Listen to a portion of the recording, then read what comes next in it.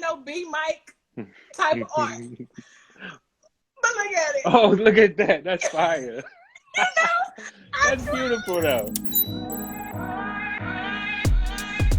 Let me tell you a little bit about Bmike, though.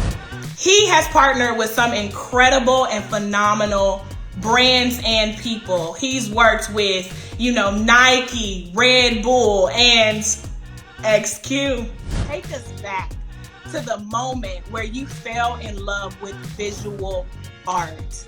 What was that defining moment for you? I think what Dr. Cornel West said, I am who I am because of who loved me.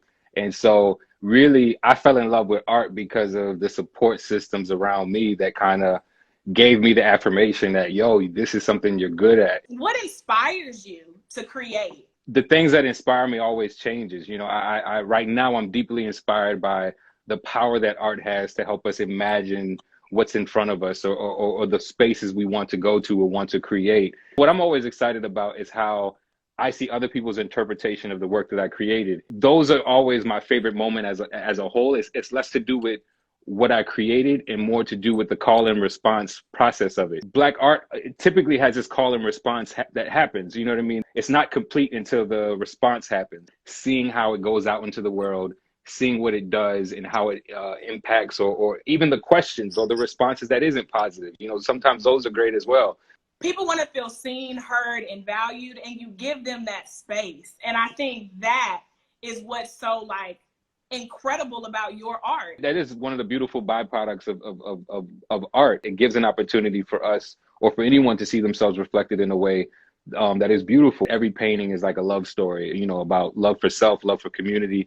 And that is a large part of what motivates me to create. So talk to us about what is art and activism and how they can go hand in hand.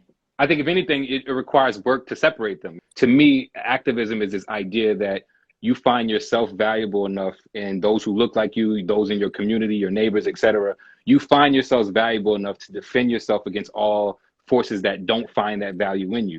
And so for me as an artist, when you're telling your truth and when you're telling your story, you're innately showing your value and showing why your story is important, why the way you look is important, why the way where you come from is important. But then I think ultimately artists are communicators. I think artists ultimately have this ability to imagine a more just world in the face of things that aren't just. It requires a radical imagination to see what's not in front of you and to see what you hope to be in front of you. What event/point did you stop second guessing your artwork and grow confident in your work and ability to create?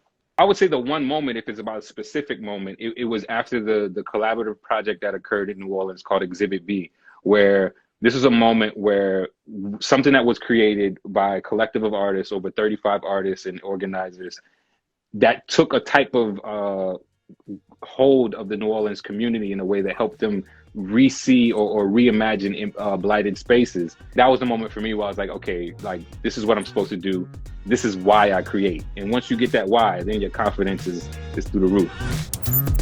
If you like this video and you want to see more, make sure to like, comment, and subscribe.